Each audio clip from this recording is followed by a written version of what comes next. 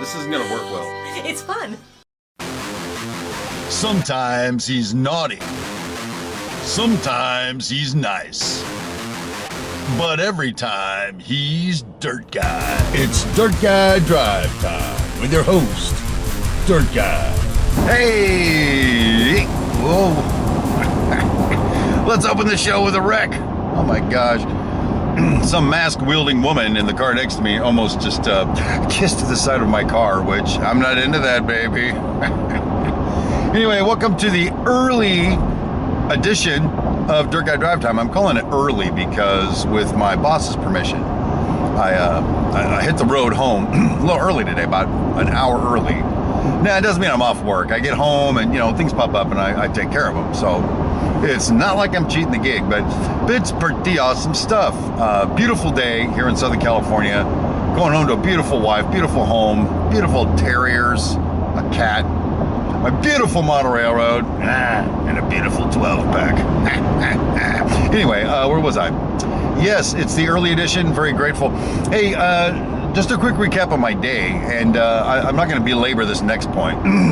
As I've said in the past, I'm not going to talk a whole lot about this kind of stuff on this channel. I get a new channel coming up just for this kind of stuff. But for right now, I don't know what character that is I was just playing, by the way. I like doing that voice, though. It's a lot of fun. So anyway, for right now, I have this new thing where I'm going to try to be praying before, like, I start my day, pray when I end my day, that sort of thing. Well, truth be told, I haven't had, like, a real prayer in, like, I don't know, years. So it's a little awkward. And so while I'm driving to work today, I suddenly realized I'm approaching my off ramp. And so if I'm going to do this, I need to do this because we had this big meeting planned with people are going to be yelling. My boss is going to be there. And I didn't know what to expect. So I'm like, if there was a time, now's the time. So I didn't close my eyes or anything because, hello, I'm driving. But I set out to pray, and I'm like, hell, where do I begin? I didn't even know how anymore. I think I was overcomplicating it just a little bit.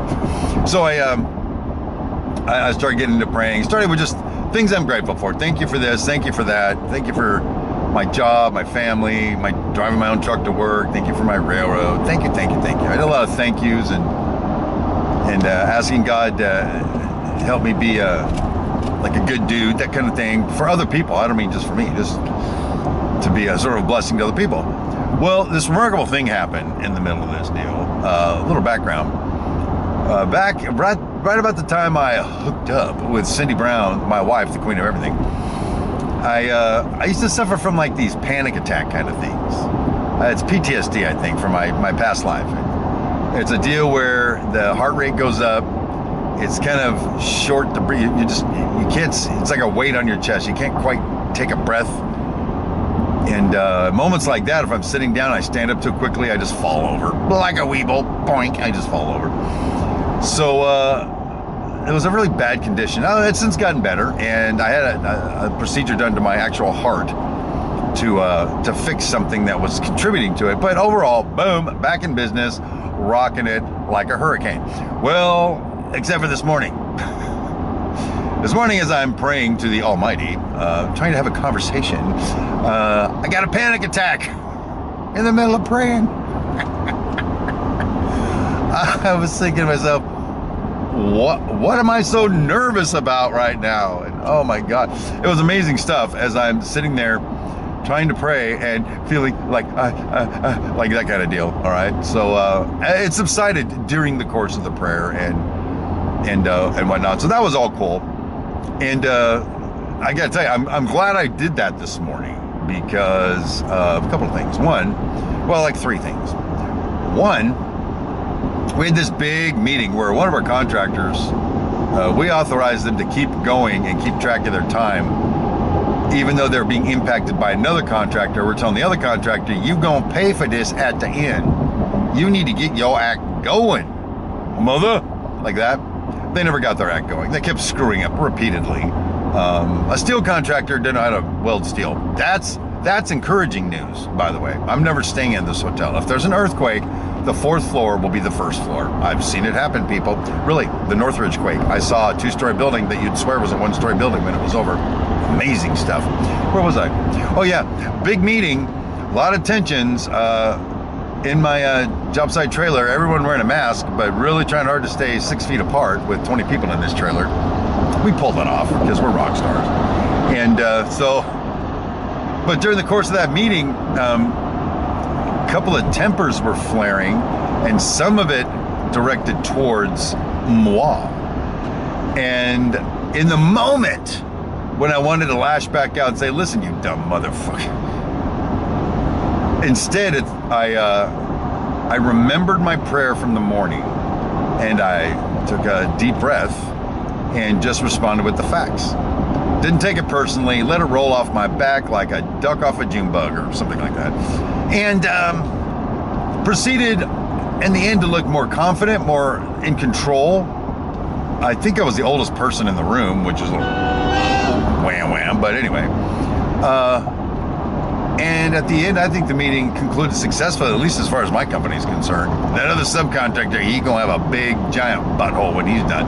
That pine cone is so big, they may never get it out. I will not lie to you. So that was good times. And then I took the opportunity when it was just the prevailing subcontractor was left and his crew was in there. I said, this is like a regional vice president and a project manager and some junk. It's like some guns.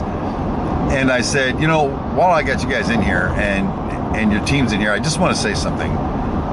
These guys have been going through a lot to get this done. They've had to put up with a lot of crap. And most guys would have just started cussing and throwing stuff, but these guys just kept the task and kept working, kept a great attitude, and it's been a pleasure to work with them. Right in front of their bosses, I said that. Now, the thing is, I genuinely meant that. These are good dudes. I just like their work ethic. And so I'm like, and I told him later on, this one guy thanked me, the apprentice thanked me like 10 times. I said, dude, stop thanking me, all right? I said, here's the deal. In the great cosmic world, if I'm gonna tell a general contractor or a contractor, you guys are pieces of shit, they suck. They can't seem to punch their way out of a paper sack. If on the one hand, I'm gonna say that, the only way to justify that is if I'm also going to turn around and say, when it's due, your guys are rock stars. It's only right in the global economy of my cosmic world. So they were very appreciative of that. And I got to do that for one more guy, set of guys today, and just say you guys do good work and I really appreciate your efforts and that kind of thing. And it was just, oh, I know what it was, my stucco contractor. They brought in 2 rigs yesterday and just stuccoed the crap out of my building. And when I was looking at this morning, it looks beautiful. And they got so much work done yesterday, I couldn't help myself. I texted the owner of the company, I said, you guys got a shit ton of work done yesterday. It is totally awesome. Well, later on, he actually comes walking in my trailer to look at something with me so we can solve a problem. And the thing is, this is the same guy that when my second phone call with him ended with me throwing my phone across the room. I was so angry with this guy. He was such a dick. Took some time, built a relationship, and now come the end of the day, I'm telling him that him and his company are awesome. And it's true, it's justified. So I think those are some pretty awesome stories. You know, I had the director in the trailer, my whole team, we had some lunch, we laughed, there was some camaraderie. Just a nice, productive, but easy day. What a great way to start your weekend. And then I gotta leave an hour early. Boom, even better. So I'm gonna go home now, and after I do a little DL with the MRS, the missus, I'm gonna go make me a video for my Model Railroad channel members, where I'm going to introduce all of my locomotive power and what each role is for each of these locomotives. What do they do on the railroad? I don't just have a bunch of locomotives, so I gotta have a bunch of locomotives. No, they all have a function, and I bought the specific ones for the specific reason. So that ought to be fun. I don't have to worry about forgetting Mother's Day. Remember last week? That wasn't so great, baby. And so I'm just looking forward to it being awesome. So I hope you have a great week, and I hope you're getting past the whole vid, quarantine, lockdown, shutdown, martial law crap. And until I see you again Friday, my name is Steve Brown, and don't be afraid to pray.